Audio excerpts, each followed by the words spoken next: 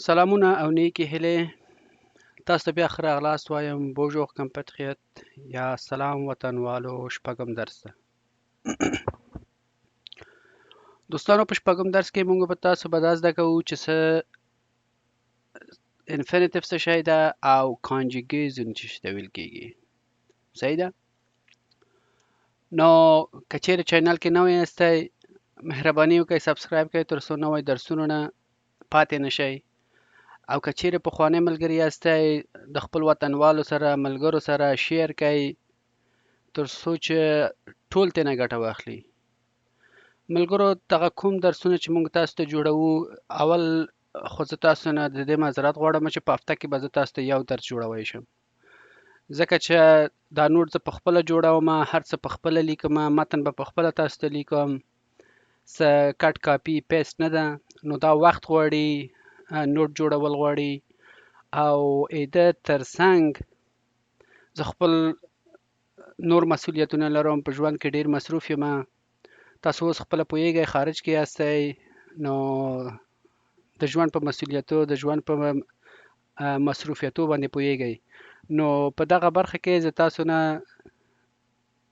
ډیره زیاته بخښنه غواړم چې زه تاسو ته هره ورځ یا مثال د خبرې په هفته کې 2 ورځې نشم کولی چې درس برابر کړم.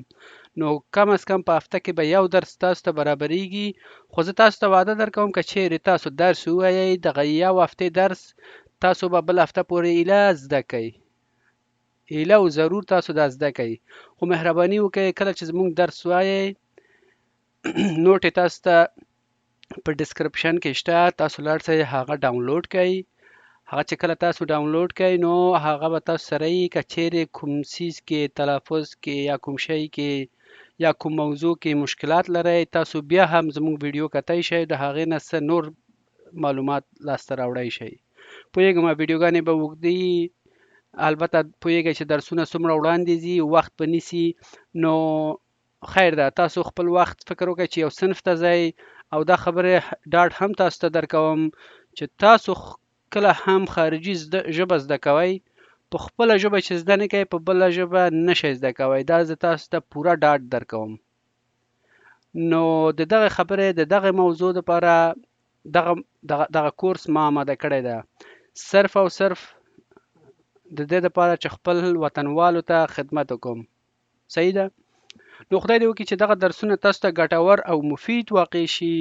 که چیرې بیا هم تاسو زموږ دغه خدمت دغه کوم څیز چې موږ تاسو ته آماده کوو ستاسو د خوښ وړي، تاسو ته خوښیږي، تاسو کولی شئ چې موږ ته خپل نظریات موږ لا نور وهڅوئ تر څو چې موږ تاسو ته ښه درسونه برابر کړو او نور هم مخکې لاړ شو. نو زه ستاسو د لایک، شیر، کومنټونو په انتظار یم. نو د دې نه مخکې نور ستاسو وخت نه ضایع کوم، خو زه په تاسو ته یو بل څه یادونه کوم په دې ځای کې. دا ښه په یاد وساتئ ملګرو چې دغه کوم درسونه تاسو لولئ دا به ټول پروفیشنل مطلب دا ده چې تاسو ته به هر څه حرفه‌ایي وړاندې کیږي. لکه زه تاسو ته داسې جمله نه جوړوم چې زه ښه یم ته ښه یې، او داسې زه تاسو ته اساسي درس درکوم چې د الف ب ت س تر یا پورې به تاسو زده کوئ، او کومه سي جمله به جوړوئ، کومه سي ګرامري بڼه به وي. خلاصه تاسو ته یعنی حرفوي یا پروفیشنل طریقه باندې وړاندې کوم. نو کوم دوستان، کوم ملګري چې خوښي او غواړي چې ښه صحیح په اساسي توګه ژبه زده کړي، مهرباني وکړئ خیر ده یو ویډیو 2 ځلې 3 ځلې وګورئ او خپل معلومات لاسته راوړئ. د نه وړاندې نور ستاسو وخت نه نیسم، راځئ چې درس ته شروع وکړو. نننی درس ډیر مهم درس او ډیر اساسي درس د ملګرو. دا به تاسو ټول عمر کې استفاده کوئ. کوشش وکړئ خیر ده که چیرې پوه نه شوئ مهرباني وکړئ 2-3 ځلې دا درس ولولئ. صحیح ده. نو راځئ چې شروع وکړو. نننی درس ملګرو کوم موضوع باندې په انفینیټیو او کانجوګیشن. راځئ چې ځو او نور معلومات لاسته راوړو. انفینیټیو په پښتو کې او په دری کې ورته مصدر وایي. صحیح ده. نو تاسو دلته چې ګورئ، ما د دې درس په ابتدا کې کله چې ما لومړی درس تاسو ته جوړ کړی و، تاسو ته ویلو چې دا درسونه تاسو که چیرې ما سره تعقیبوئ یو وخت به رسیږي چې تاسو مکمل انګلیش ګرامر کې به هم ډیر وارد کیږئ، ډیر څه به زده کوئ. پښتو به هم تاسو ته تشریح کوم. د دري په برخه کې به هم تاسو کوی شئ چې څه ناڅه زده کړئ. که څوک دري ژبه ده کوی شي چې بیا د دري ورژن یا دري ویډیوګانې ولولي، وی ګوري او خپل معلومات د لاسته راوړي. صحیح ده.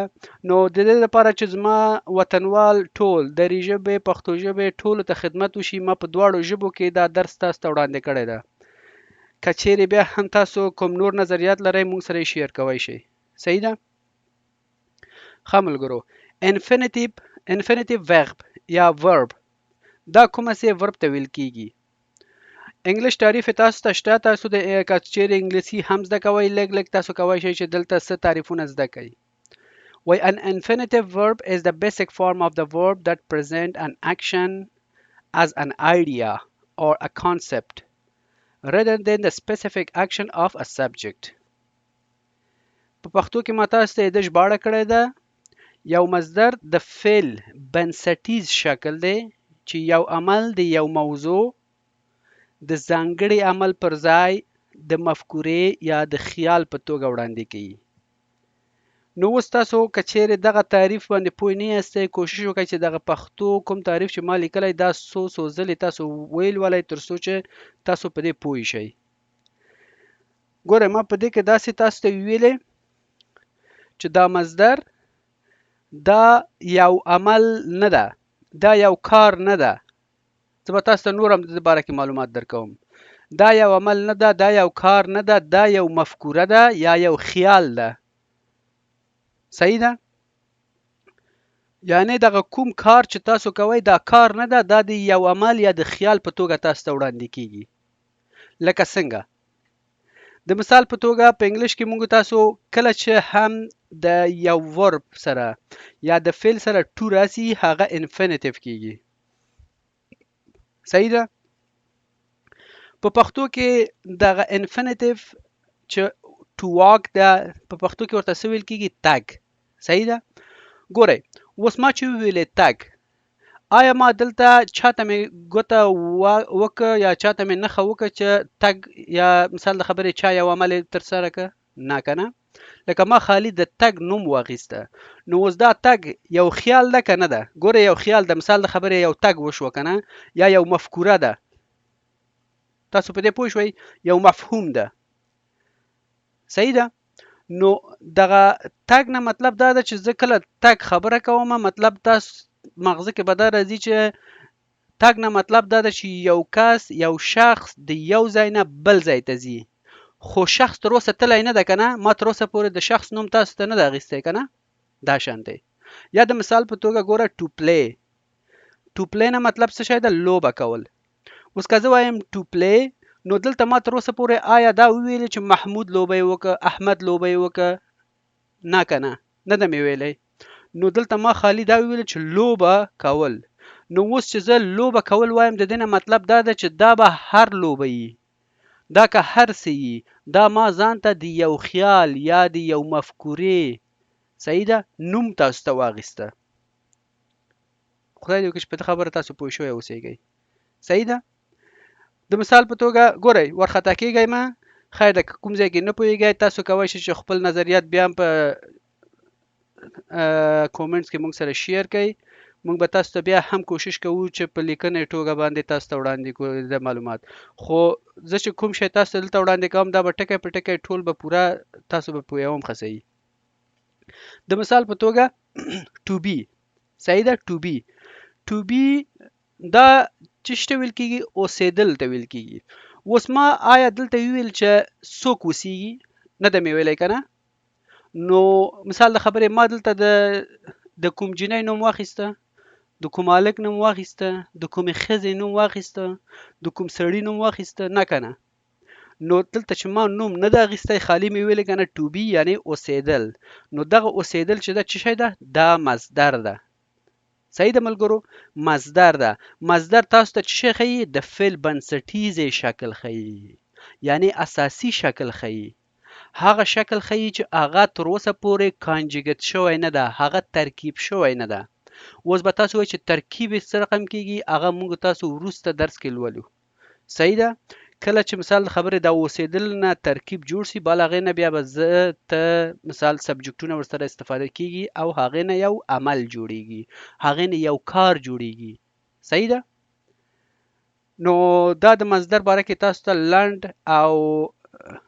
لنډ معلومات ونیسه خیر ده که اوږده وي بیا هم تاسو کولی شئ که چیرې په دغومره موضوع نه پوهېږئ بیا د سر نه دا ویډیو وګورئ او پوره معلومات لاسته راوړئ نو دا د مصدر په باره کې معلومات و تاسو ته که چیرې کوم ملګري دري ژبې ده مهرباني وکړئ بل ویډیو د دري ژبو لپاره خاص جوړیږي هغه دوی کولی شي چې هلته بیا دوباره په دري ژبه باندې ټول درس وګوري ښه ملګرو اوس موږ تاسو خو د مصدر په باره پوه شو که نه چې مصدر څه ته ویلې مصدر یو عمل یا یو کار د خیال یا د مفکورې په توګه تاسو ته وړاندې شوه اوس دغه عملونه چې دا څه رقم ده اول به زه تاسو ته ووایم چې یو ریګولر ده او بل ایریګولر ده چې په پښتو کې ورته څه وایي منظم فعل او غیر منظم فعل منظم فعل او غیر منظم فعل باندې به زه تاسو اوس داسې په اسانو ژبو تشریح کوم منظم فعل هغه فعل ته ویل کیږي چې هغه دویم زمانه ته ګوره یو حاضره زمانه ده یو تیره زمانه ده زه به اول تاسو په دې زمانو باندې پوه کوم دا اوس چې تاسو ته خبرې کوم دا اوس حاضره زمانه ده زه کوم ځای کې یم دا اوس په کوم ملک کې یم تاسو ته درس جوړوم دا اوس زما حاضر زمانه ده که زه د تیر زمانې په باره خبرې کوم زه به کوم وخت تاسو ته یادوم یا به مثال د خبرې که 3 کاله مخکې وبخئ 1 کال 1.5 کال مخکې ښیم نو زه به خپل ژوند په فرانسه کې تاسو ته ښیم او که چیرې د هغه نه مخکې ښیم نو زه د افغانستان ژوند تاسو ته تشریح کوم صحیح ده هغه تیره زمانه شو چې په ادبي توګه ورته څه وایي ماضي زمانه سمه ده نو اوس به تاسو په دې پوه کوم چې کله فعل ریګولري یا منظمي هغه کومه سي کېږي هغه داسې ده چې کله دویم حالت د ورب راشي یا دویم حالت د فعل راشي د هغه شکل تغییر نه کوي ښه خبرو ته متوجه شئ که چیرې یو فعل یا یو عمل ریګولر وي یا منظم فعلي د لومړی حالت نه دویم حالت ته چې بدلیږي د هغه شکل تغییر نه کوي د مثال په توګه دلته د مثال په توګه تاسو ته اول انګلیش ورکړ شوی ده ګوره واک په څه بدل شوی ده په واکټ ګوره حرفونه لیکلې عین شی ده صرف ای ډي مخې ته یې کېښودل شوی یا لوکټ لکه قدم وهلی و لوک کتلی و صحیح و دا خو ریګولر منظم فعل شوه اوس پښتو ته راځو ګوره په پښتو کې منظم فعل لرو لکه بخښنې سره ګورئ ما د کوم فعل چې تاسو ته لیکلی ده البته دلته شاو مخې ته شوی دا د کمپیوټر مشکلات ده ما خو صحیح په سلایډ کې لیکلی ده نو کله ناکله دا مشکلات راځي خیر ده که ځینې ځایو کې موږ نه څه غلطي کېږي یا د کمپیوټر غلطي موږ ته بخښنه کوئ ګورئ دا لوبه ګورئ که نه لوبه په خپله یو څه شی ده یو انفینیټیو ده صحیح ده یا یو منظم فعل ده مثال په توګه ښه کله چې دا دویم حالت ته راځي نو لوبه په خپله لوبه ده او وکړه یعنی مطلب دا ده چې پخوا وختو کې وشوی ده دا لوبه صحیح ده د مثال په توګه ته وایي چې راشد خان ډېر ښه لوبه وکړه نو هغه څه مطلب دا ده چې په تیره زمانه کې ښه لوبه وکړه که نه نو دا لوبه بیا هم په تیر شوی زمانه کې په خپل حالت کې پاتې شوه که نه خالي وکړه ورسره یو ځای شوه په دې خبره پوه شوئ ښه صحیح مطلب دا چې کله فعل لومړی حالت نه دویم حالت ته واوړي او شکل تغییر ونه کړي هغې ته منظم فعل ویل کېږي خلاص دویم irregular verb یا غیر منظم فعل دا irregular verb هغه وربونو ته یا هغه فعلونو ته ویل کېږي چې لومړی حالت نه دویم ته واوړي شکل تغییر وکړي صحیح ده دلته وګورئ go په څه بدل شوی په went بدل شوی صحیح ده go تلل went تللی و have لرل، had درلوده. صحیح ده؟ نو اوس پښتو ژبې فعلونو ته راځو. غیر منظم فعل. غیر منظم فعل څه ده؟ لرل. صحیح ده؟ مثال، ته یو قلم لرې، ته یو کتاب لرې، ته یو کمپیوټر لرې، خو اوس یې لرې که نه، په حاضره زمانه کې لرې. که چیرې ته د ماضي زمانې په باره کې خبرې کوې، مثال 1 کال، 2 کاله، 3 کاله مخکې باره کې خبرې کوې، نو ته لرل خو استفاده کوی نشي که نه، درلوده یا درلود. نو دا اوس لرل او درلود شکل سره تغییر یې وکړه او که ونه کړه؟ تغییر یې کړی که نه؟ نو دغه ته غیر منظم فعل ویل کیږي. یا د مثال په توګه دا دویم یې وګورئ، تګ. تګ خو په خپله څه شی ده؟ په خپله انفینیټیو ده یا مصدر ده. که چیرې تاسو په کانجوګیشن کې واچوئ یا مثال د خبرې ترکیب ترې نه لاسته راوړئ، نو مثال د خبرې احمد لاړ. صحیح ده؟ نو دا لاړ یا تلل په څه بدلیږي په دویم حالت کې؟ ولاړ. نو هغه شکل تغییر یې وکړه که نه؟ تغییر یې وکړه که نه؟ لکه لومړی حالت او دویم حالت سره مکمل فرق یې وکړه. نو دغسې حالاتو ته منظم او غیر منظم فعل ویل کیږي. بیا په خلاصه توګه تاسو ته وایم، هر فعل چې په حاضره زمانه کې کوم شکل ولري، په ماضي زمانه کې چې شکل تغییر وکړه هغه غیر منظم ده. هر فعل چې په حاضره زمانه کې او په ماضي زمانه کې عین شکل ولري هغه منظمه فعل ده. هر فعل چې په حاضر زمانه او ماضي زمانه کې شکل سره تغییر وکړي هغه غیر منظم فعل دی.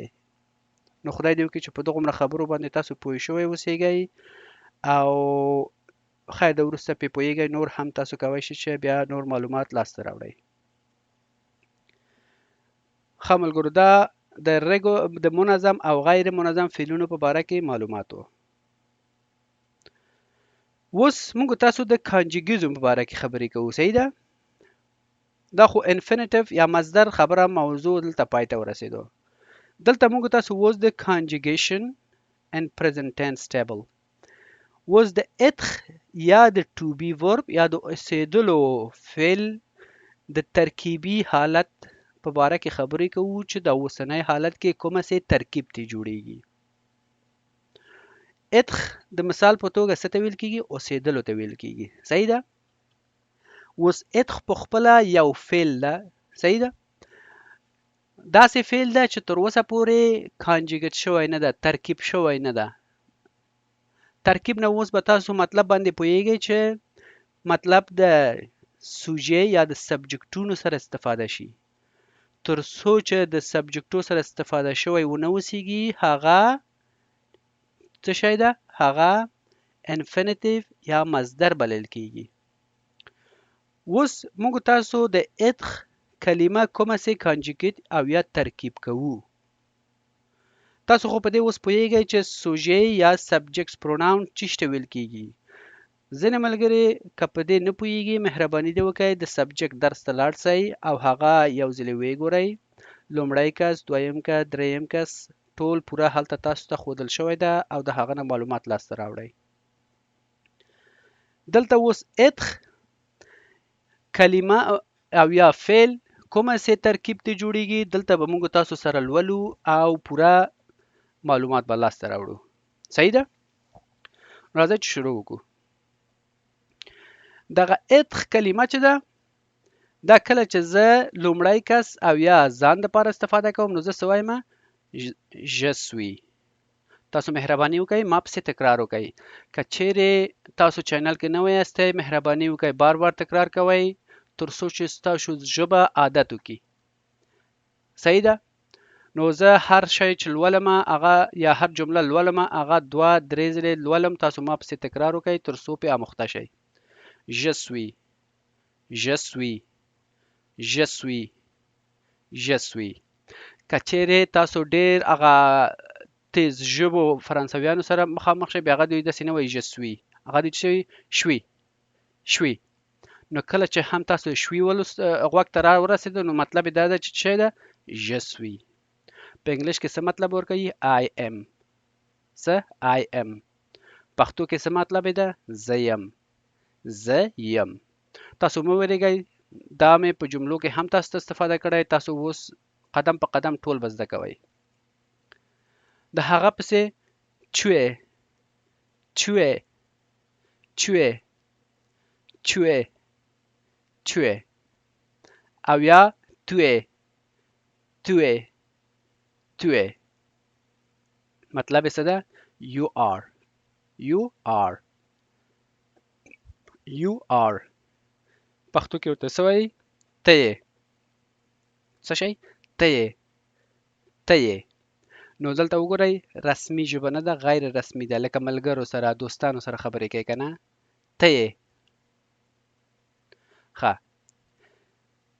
elle est elle est elle est il est il est il est on est on est on est څه مطلب ورکوي he is she is it is سمه ده استثنایی توګه باندې کله ناکله موږ تاسو on استفاده کوو صحیح ده چې هغه څه مطلب ورکوي we are خو دلته څه شی ورسره کوم کانجیګوزن ورسره استفاده کیږي est the singular third person صحیح ده د هغه to be verb ورسره استفاده کیږي سمه ده په دغه شیانو باندې داسې ډېر ډیپ مه ځئ ګوره ما تاسو ته دلته دا په قوس کې راغیستې ده مطلب دا ده چې د باندې سر ډېر مه خوږوئ ویل ولئ زده کئ ډېر پکې اسې د ځینې خلکو خبره منه نه وځئ ډیپ مه ځئ چې اسې فکر هم ورسره ګډوډ نه سي بس خالي زده یې کوه او کله کله ناکله استفاده کوی شي بس دا اسانه خبره صحیح ده د دې ژباړه څه شی ده هغه لکه نارینه دپاره که نه الی او که ښځه یي هغی دی یا هغې دی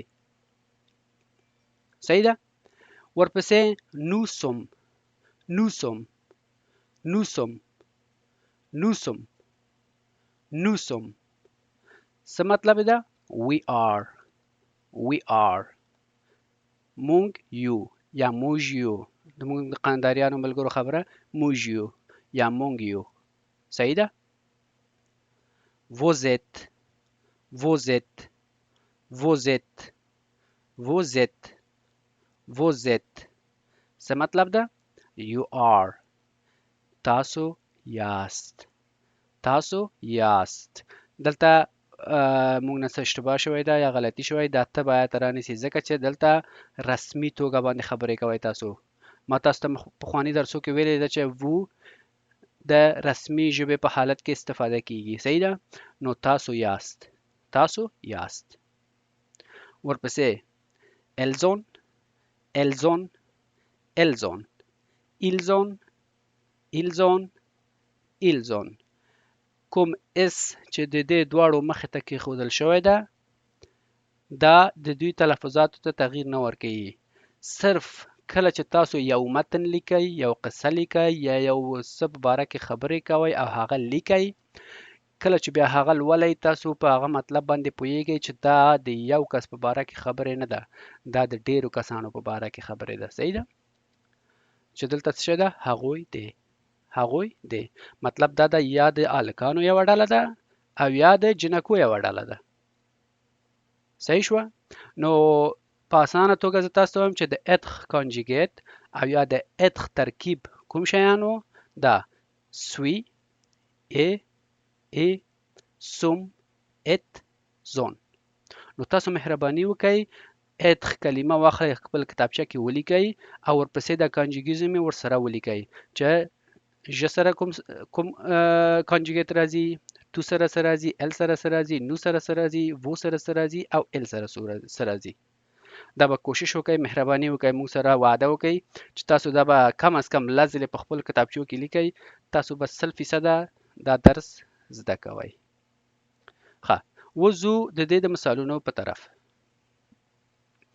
was the être verb conjugaison exemplaire دغه د اتخ فعل چې ده د دې د ترکیب سمپلې او یا نمونې تاسو ته دلته ښودل شوی.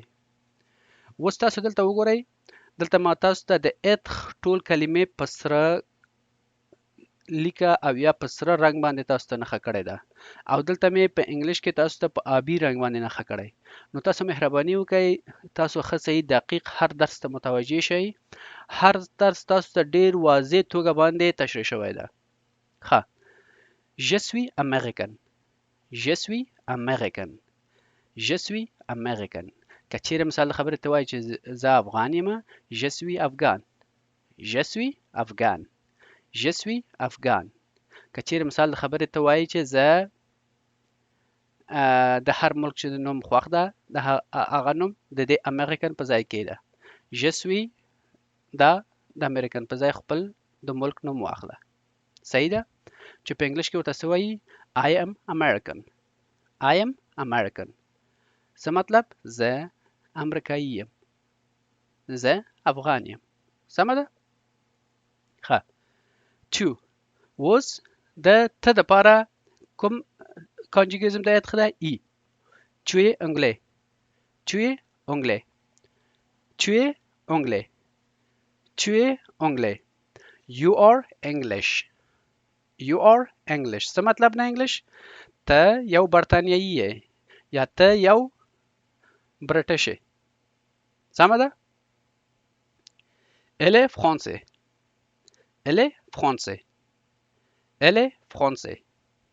Elle est français. He is French. He is French. څه مطلب؟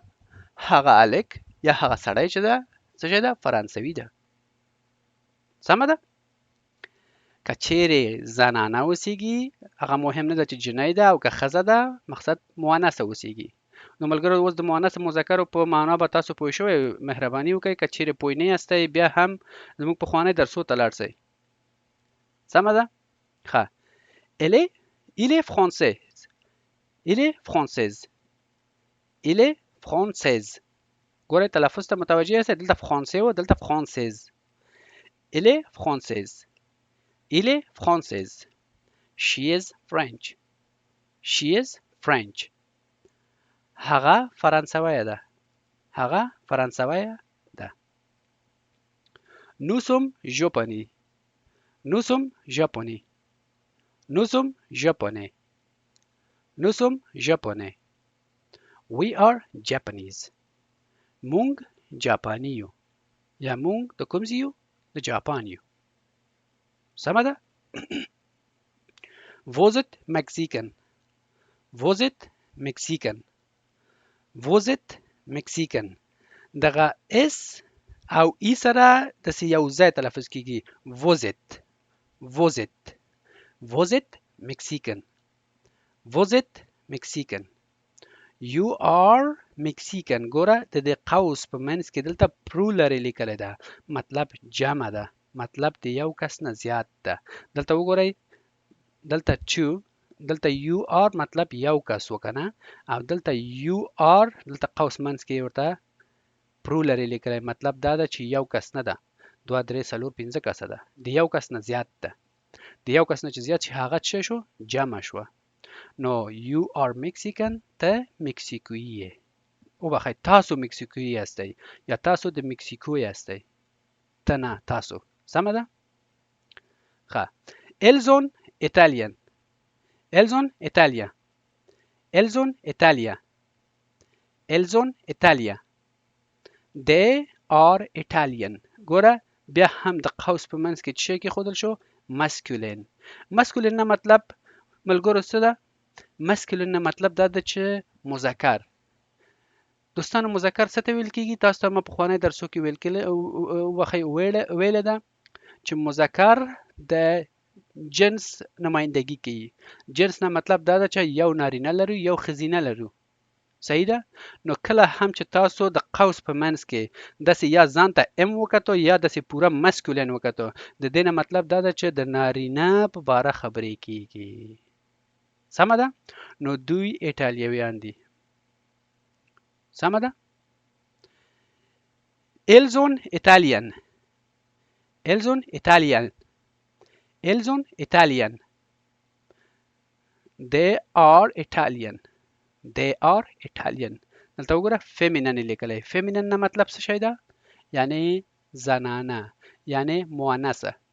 سمه ده؟ نو دا د اتخ ترکیب و چې تاسو کومه سي په جملو کې استفاده کوئ. تاسو کولی شئ چې اوس قلم کتابچه واخلئ، د خپل ځان نه همداسې څو جملې جوړ کړئ. زه تاسو ته وعده کوم، تاسو ته ډاډ درکوم چې که چیرې تاسو کوم طریقه زه تاسو ته ښیم، مخکې لاړ شئ، تاسو به پوره معلومات او پوره درسونه او ډیر زیات شیان به لاسته راوړئ. صحیح ده؟ نو راځئ چې وړاندې ځو چې نور څه د درس کې رانغښتی. وبخئ. ښه، avoir conjugation in present tense. بیا هم دلته دویم فعل چې ما تاسو ته راخیستی ده هغه avoir ده. هماغسې غیر منظم فعل ده. مخکې چې ما تاسو ته ویل چې منظم فعل، غیر منظم فعل. دلته ګورئ دا غیر منظم فعل ده چې د دې شکل تغییر کوي. که چیرې تاسو پامي، ما تاسو ته ویل چې شکل کله تغییر وکړي په هر ځای کې، په حاضر او په پخوانی زمانه کې هغې ته غیر منظم فعل ویل کیږي. دا غیر منظم فعل ده ملګرو. کله چې ترکیب جوړوئ د دې شکل به پوره تغییر کوي. سمه ده؟ نو دلته بیا هم سبجیکټ پروناون ده یا سوژه ده چې دا خو ستاسو ته پخوانی درسو کې ښودل شوی. دلته د avoir conjugation ده یا ترکیب د avoir ده، انګلیش ژباړه ده او دریو پښتو ده. نو راځئ چې لولو او تاسو موږ سره هم کوشش وکړئ چې تکرار وکړئ تر څو پې پوه شئ. ژ ګوره ژ ا لکه داسې ځان سره ژ ا ژ ژ ژ. که چیرې تاسو مثال د خبرې وایئ ژ ا دی voiture، ژ ا دی voiture. سمه ده؟ داسې یعنی I have زه لرم، زه لرم. که چیرې تاسو پامې کنه ما تاسو ته ویلي وو چې کله فعل کانجوګیت شوی نه وي هغه لکه لرل ده. اوس avoir لرل ده، خو کله چې ما دلته کانجوګیت کړ یا ترکیب مې ته جوړ کړ څه شو؟ زه لرم. اوس وګوره دا فعل د مصدر حالت نه ووته، په څه شو؟ په کانجوګیت شو، یا مطلب په ترکیب کې استفاده ترې وشوه. سمه ده؟ زه لرم. دا شانتې tu as tu as tu as tu as tu as یا tu as tu as. you have ته لرې، ته لرې. ته څه شی لرې؟ دا اوس مهم نه ده، تاسو باقي مانده جمله ورپسې تکمیل کوی شئ. ته قلم لرې، ته کتاب لرې، ته کتابچه لرې. صحیح ده؟ دا بیا تاسو وروسته تاسو ته مثال راځي او تاسو کوی شئ چې دنه جملې جوړې کړئ.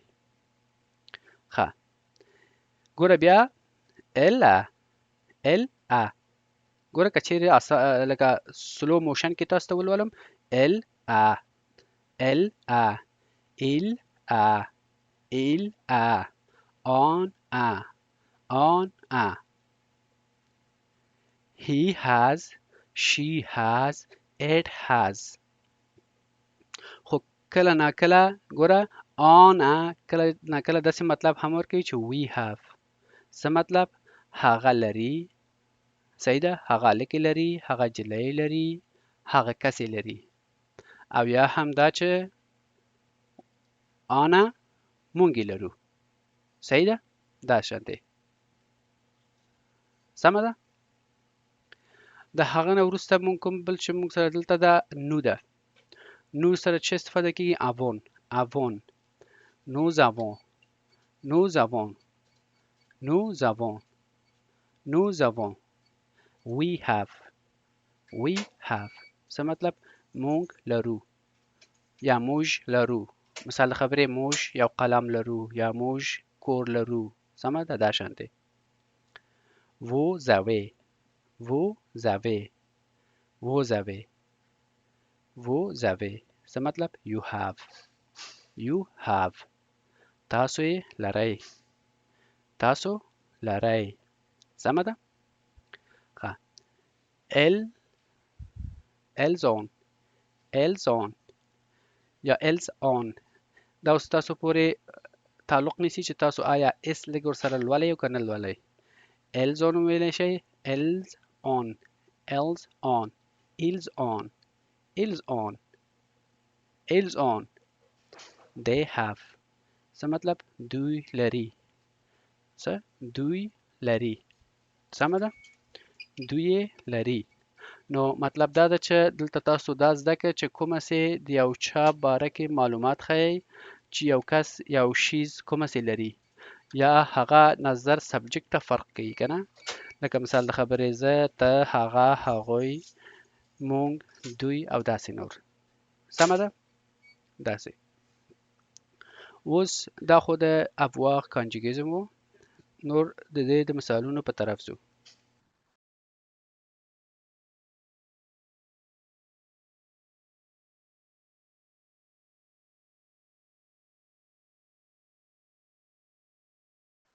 ښه ملګرو بخښنه غواړم کله نه کله که ځینې زما غږ قطع کېږي. البته ما تاسو ته مخکې ویلي وو چې زه د خپل د وظیفې په وخت کې تاسو ته دا درسونه جوړوم ځکه چې د ورځې په اوږدو کې زه مصروف یم. نو کله نه کله ځینې غږ او یا ځینې اخلال چې منځته راځي زه د دې بخښنه غواړم تاسو نه. سمه ده؟ ښه. نو دلته اوس د ابواغ د مثالونو په طرف باندې ځو. ښه. اوس د ابواغ verb conjugation exemplaire. د لرلو فعل ترکیب سمپل یا مثالونه. سمه ده؟ اوس که زه وایم چې زه څو کاله لرم، کومه سي وایم؟ je 38 ans. je 38 ans. je 38 ans. je 38 ans. I have 38 years old. په انګلیش کې داسې ویلی نشي. نو ځکه مې دا ګوره په سور خط کې تاسو ته لیکلی ده. په انګلیش کې به داسې نه وایې. په انګلیش کې به وایي چې I am 38 years old. خو اوس تاسو ته د دې فرق تاسو ته ښیمه. صحیح ده؟ کله چې تاسو هم په انګلیش کې خبرې کوئ have به استفاده کوئ نه، خو ولې په فرانسوي کې د have سره استفاده کیږي. یعنی زه لرم 38 کاله، خو که په انګلیش کې وایي زه یم 38 کاله یا زه 38 کلن یم. داسې. سمه ده؟ ښه. j'ai peur. j'ai peur. j'ai peur. j'ai peur. j'ai peur. I am afraid. I am afraid. دلته ګوره دلته د ابواق سره وښودل شو او دلته د to be verb سره وښودل شو په انګلیش کې چې څه شی؟ زه ویریږم. څه؟ زه ویریږم. زه ویریږم. Tu as quel âge? Tu as quel âge? Tu as quel âge? Tu as quel âge? Tu as quel âge? How old are you? How old are you? نو اوس که چیرې تاسو د فرانسوي جمله ترجمه کوئ څنګه مطلب یې ده؟ مطلب یې دا ده چې تاسو څو کاله لرئ. تاسو څو کاله لرئ. او که د انګلیش ترجمه یا ژباړه یې ګورئ how old are you تاسو څو کلن یاست. ګوره دا یې فرق شوه. خو ترجمه به یې دا شانتې کېږي د فرانسوي نه انګلیش ته. ښه. تاسو څو کاله لرئ. ښه. Tu as une petite amie française. Tu as une petite amie française. Tu as une petite amie française. Do you have a French girlfriend? Do you have a French girlfriend? آیا تاسو یو فرانسویه ګرلفرند لرئ؟ آیا تاسو کوم ګرلفرند لرئ یا کوم جنۍ چې ستاسو ملګري؟ سمه ده؟ Elle a une sœur. Elle a une. دا اون تلفظ کیږي. Elle a une sœur. Elle a une sœur. She has a sister. She has a sister. She has a sister. هغه یوه خور لري. هغه یوه خور لري.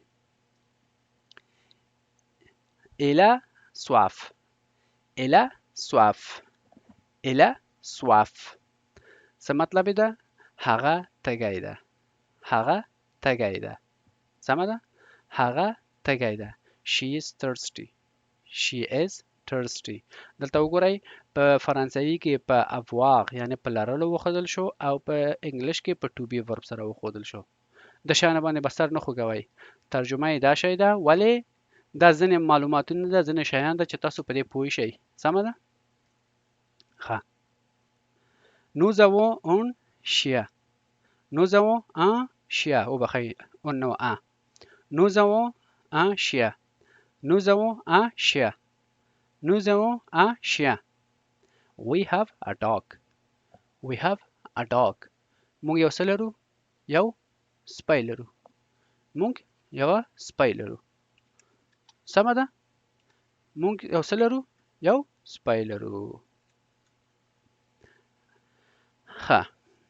د هغه نه وروسته vous avez un téléphone portable. un téléphone وبخئ. vous avez un téléphone portable. vous avez un téléphone portable. vous avez un téléphone portable. vous avez un téléphone portable. you have a mobile phone. you have a mobile phone. تاسو یو ټلیفون لرئ یا یو موبایل لرئ. خو دا خبره په یاد وساتئ ملګرو، کله هم چې تاسو وو سره اوی لیکئ د منځ کې دا د منفي علامه ګورئ، دا زما ماوس چې ده، تاسو به دا خامخا ورسره لیکئ. که چیرې دا ونه لیکئ، کوم کس یا کوم مقابل لوري چې ستاسو خط لولي دا به غلط ګڼي. بیا صحیح ده؟ ستاسو متن ستاسو خط غلط ګڼل کیږي. نو د دغه موضوع لپاره تاسو به دا همداسې میخانیکي خپل مغزو کې سپارئ چې همیشه وو سره اوی چې لیکئ دا به ورسره لیکئ. دا د منفي علامه. ښه. Elles ont deux fils. Elles ont deux fils. Elles ont deux fils. Elles ont deux fils. They have two sons. They have two sons. دوی دوه زامن لري. دوی دوه زامن لري. Les filles ont froid. ګوره les filles ont froid. خو که چیرې تیز لولې les filles ont froid. les filles ont froid. بیا هم اس د دوی سره لږ مکس کیږي. کنه نورمال حالت کې که سلو وایې les filles ont froid. The girls are cold. The girls are cold. مطلب دا ده چې د جنکو یخ شوی ده. سمه ده؟ یا د جنکو یخ شوی ده یا د جنکیو یخ کیږي. سمه ده؟ ښه ملګرو، زموږ تاسو درس په دغه ځای کې پای ته ورسېدو. بیا هم که چیرې تاسو ته کوم ځای کې کوم درس کې هر ځای کې چې مشکلي، مهرباني وکړئ دا ویډیو بیا تکرار وګورئ، بیا پې فکر وکړئ، بیا ویل ولئ، څو ځلې تکرار یې وګورئ. انشاءالله زه مطمئن یم چې ستاسو د هر سوال جواب په دې کې درکړل شوی. او که بیا هم کوم مشکل لرئ نو تاسو ته په اسانه توګه اسانه لاره کومنټ کې تاسو خپل سوال موږ ته کېدای، ستاسو جواب به زر تر زره تاسو ته میلاویږي. نو زموږ تاسو درس دې ځای کې پای ته ورسېدو. تاسو په لوی او بخښونکي خدای سپارم. تر بل درسه پورې خدای پامان.